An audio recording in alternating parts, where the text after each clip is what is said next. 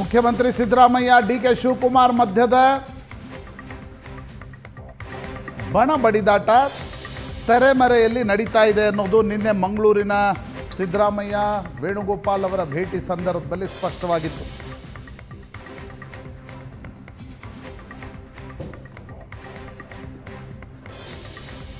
ಸರ್ಕಾರದ ವಿರುದ್ಧ ವಿಪಕ್ಷಗಳು ಅವಿಶ್ವಾಸ ನಿರ್ಣಯ ಮಂಡಿಸುವ ಸಾಧ್ಯತೆ.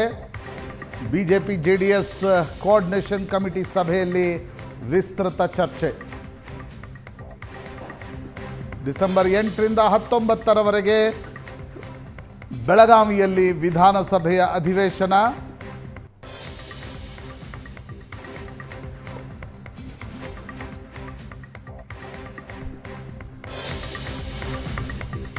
ಈ ಸಲದ ಬೆಳಗಾವಿ ಅಧಿವೇಶನ ಇಂಟ್ರೆಸ್ಟಿಂಗ್ ಆಗಿರಬಹುದು.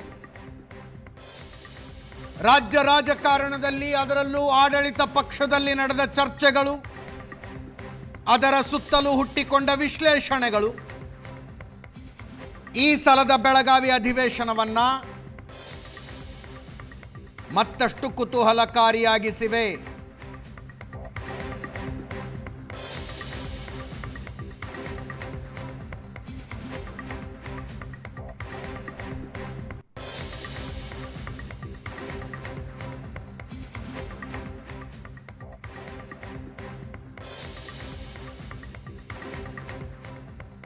ಬಗ್ಗೆ ಇವತ್ತು ಮಾತಾಡ್ತೀವಿ. ಹಲವು ಜನ ನಮ್ಮ ಮಧ್ಯದಲ್ಲಿದ್ದಾರೆ. ನನ್ನ ಕೊಲೀಗ ಪ್ರಶಾಂತ್ ನಾಥು ಇದ್ದಾರೆ. ಪ್ರಶಾಂತ್, ಕಾರ್ಯಕ್ರಮಕ್ಕೆ ಸ್ವಾಗತ.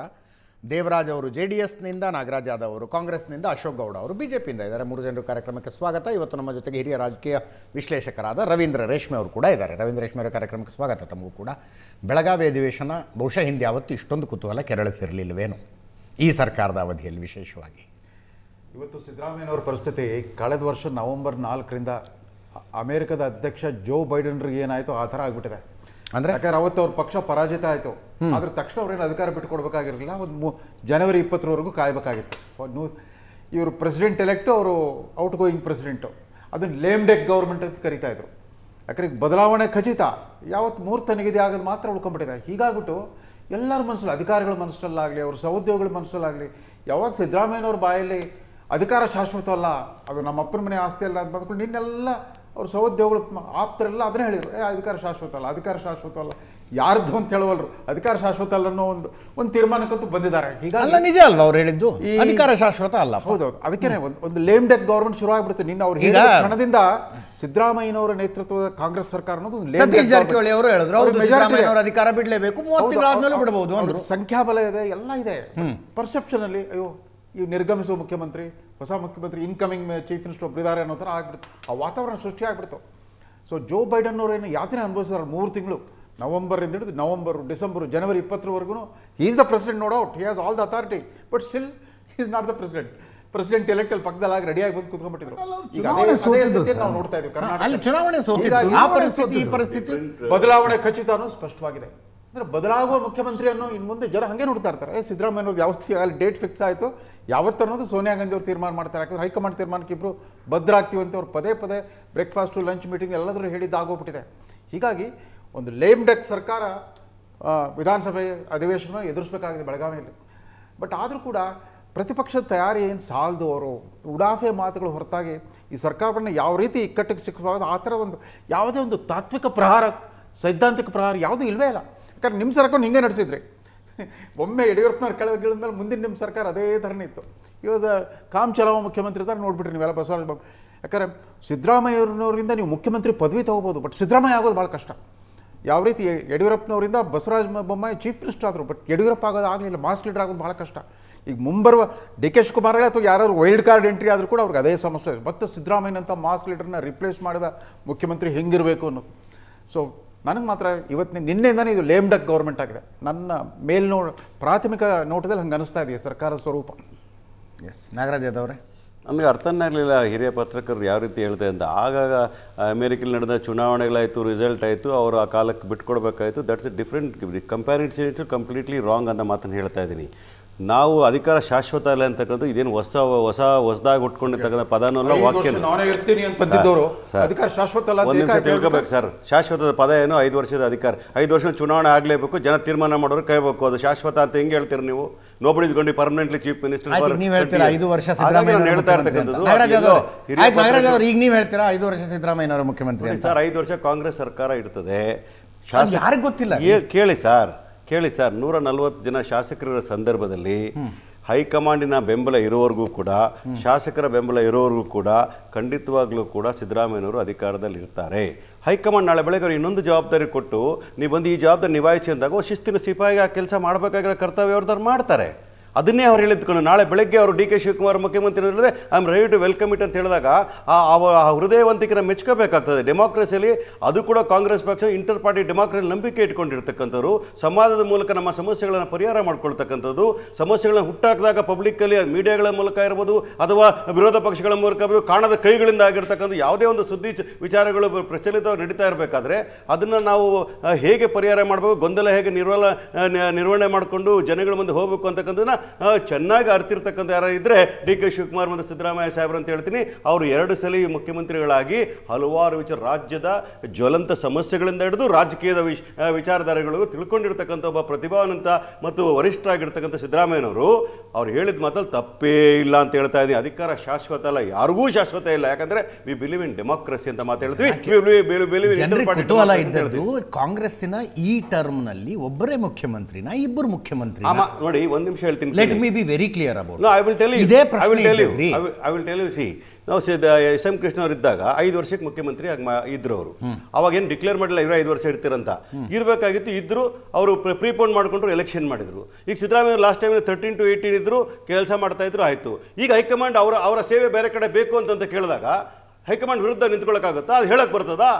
Good way to put it ಅಲ್ಲ ಪ್ರಶಾಂತ್. ಅವರ ಸೇವೆ ಬೇರೆ ಕಡೆ ಬಯಸ್ತಾರೆ ಹೇಳಿದ್ರೆ ಈಗ ಹೇಳಿಲ್ಲ ಬಯಸಿದ್ದಾರೆ ಹೈಕಮಾಂಡ್ ನಾಳೆ ಬೆಳಗ್ಗೆ ನೀವು ಬನ್ನಿ ಈ ಕೆಲಸ ಮಾಡಿ, ಈಗ ಮುಖ್ಯಮಂತ್ರಿಯಾಗಿ ಮಾಡಿ ಅಂತ. ಒಂದು ನಿಮಿಷ, ಈಗ ಮುಖ್ಯಮಂತ್ರಿಯಾಗಿ ಕೆಲಸ ಮಾಡಿ ಅಂತಂದ್ರೆ ಕೆಲಸ ಮಾಡ್ತಾ ಇದ್ದಾರೆ. ನಾಳೆ ಬೆಳಗ್ಗೆ ಇನ್ನೊಂದು ಕೆಲಸ ಕೊಟ್ಟರೆ ಕೆಲಸ ಮಾಡ್ತಾರೆ. ಅದನ್ನ ಬಿಟ್ಟು ನೀವು 5 ವರ್ಷ ಪರ್ಮನೆಂಟ್ ಆಗಿರ್ಬೇಕು ಅಂತ ಹೇಳಿದ್ರೆ ನಮ್ಮಲ್ಲಿ ಇಂಟರ್ ಪಾರ್ಟಿ ಡೆಮಾಕ್ರಸಿ ಇದೆ, ನಾವು ಸರ್ವಾಧಿಕ ಧೋರಣೆಯಿಂದ ಕೂತಿಲ್ಲ, ನಾನೇ ಎಲ್ಲವೂ ಸರ್ವ ಅಂತ ಹೇಳಿಲ್ಲ. ಬಸವರಾಜ ರಾಯರೆಡ್ಡಿ ತರದವ್ರಿಗೆ ಇದೆಲ್ಲ ಗೊತ್ತಿಲ್ವಾ? ಶಾಸಕಾಂಗ ಪಕ್ಷದ ನಾಯಕ ಹೇಳ್ಬಿಡ್ತೀನಿ ಕೇಳಿ. ಒಬ್ಬ ಮಾಜಿ ಮಂತ್ರಿಗಳಾಗಿ ಪಾರ್ಲಿಮೆಂಟ್ ಮೆಂಬರ್ ಆಗಿದ್ದವರು, ಈಗ ಫೈನಾನ್ಷಿಯಲ್ ಅಡ್ವೈಸರ್ ಆಗಿರ್ತಕ್ಕಂಥವ್ರು, ಅವ್ರು ಯಾವ ವಿಚಾರ ಮಾತಾಡಬೇಕು ಮಾಡಬೇಡ ಅವ್ರನ್ನ ಕೇಳಿ ನೀವು. ಕರೆಕ್ಟ್ ರೀ ನಾಗರಾಜ್ ಅವರು. 2.5 ವರ್ಷಗಳ ಕಾಲ ನೀವು ಅಜಿತ್ ಎಲ್ಲ ಇಲ್ಲಿ ಕುತ್ಕೊಂಡು ಸಿಕ್ಕಾಪಟ್ಟೆ ಡಿಬೇಟ್ ಮಾಡಿದ್ವಿ ಅಲ್ವಾ? ಯಾವತ್ತೂ ನಿಮ್ಮ ಬಾಯಿಂದ ಬೇರೆ ಕೆಲಸ ಕೊಟ್ಟರೆ ಮಾಡಬೇಕಾಗ್ಬೋದು ಅಂತ ಬಂದಿರಲಿಲ್ಲ. ಈಗ ಬಂದಿದ್ದು ಬಾಯಿ ತಪ್ಪಿ ಬಂತ?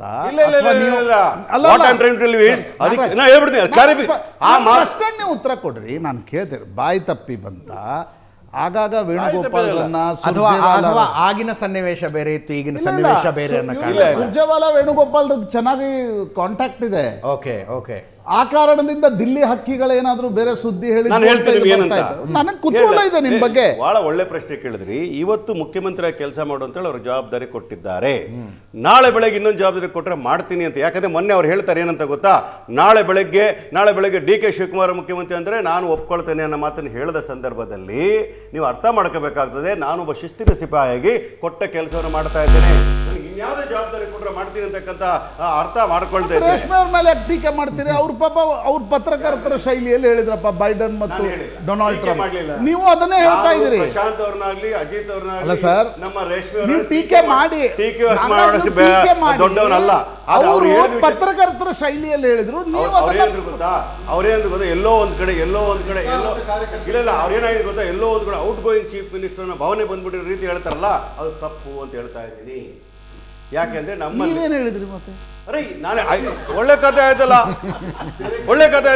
ರೋಡ್ ಗೋಯಿಂಗ್ ಚೀಫ್ ಮಿನಿಸ್ಟರ್ ಅಂತ ಹೇಳೋರ ಸರ್. ಈಗ ನಾನು ಅಶೋಕ್ ಗೌಡ್ರು ನಾಳೆ ಪ್ರೈಮ್ ಮಿನಿಸ್ಟರ್ಗೆ ಬೇರೆ ಜವಾಬ್ದಾರಿ ಸಂಘದ ಸ್ವಯಂ ಸೇವಕನಾಗಿ ಕೊಟ್ಟರೆ ಹೋಗ್ತಾರೆ ಅಂತಂದ್ರೆ ಅಶೋಕ್ ಗೌಡ್ರಿಗೆ 10 ಪ್ರಶ್ನೆ ಕೇಳ್ತೀನಿ ನಾನು. ಕೇಳಿ, ನನ್ನನ್ನು ಕೇಳಿ. ಹಾಗೆ ಸಿದ್ದರಾಮಯ್ಯನವರು ಬೇರೆ ಜವಾಬ್ದಾರಿ ಕೊಡಬಹುದು. ನಾನು ಹೇಳಿಲ್ಲ.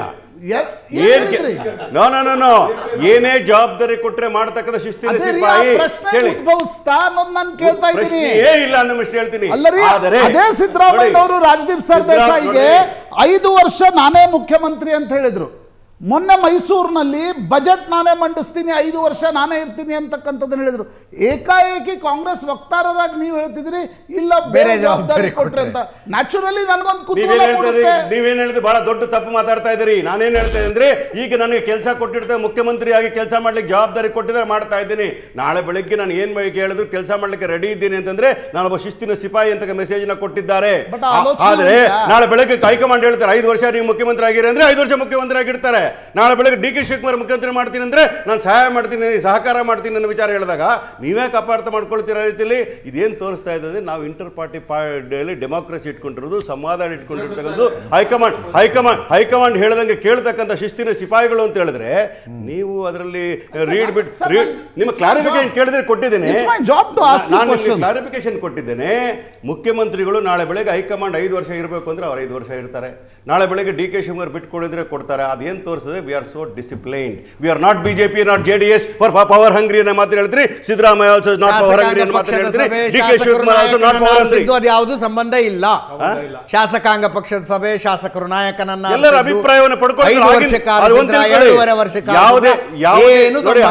ಹೈಕಮಾಂಡ್ ತೀರ್ಮಾನ ಅಂತಿಮ ಆದ್ರೂ ಕೂಡ ಯಾವಾಗಲೂ ನಮ್ಮ ಹೈಕಮಾಂಡು ಶಾಸಕರ ಅಭಿಪ್ರಾಯಗಳು ಪಡ್ಕೊಂಡೇ ತೀರ್ಮಾನ ಮಾಡಿರ್ತಕ್ಕಂಥದ್ದು. ಇಂಟರ್ ಪಾರ್ಟಿ ಡೆಮೋಕ್ರಸಿಗೆ ಮಾದರಿಯಾಗಿರೋದು ಯಾರೋ ಇದ್ರೆ ಕಾಂಗ್ರೆಸ್ನ ವರ್ಕಿಂಗ್ ಕಮಿಟಿಯ ಮಾತಿನ ಹೇಳ್ತಾ ಇದ್ದೀನಿ ನಿಮಗೆ.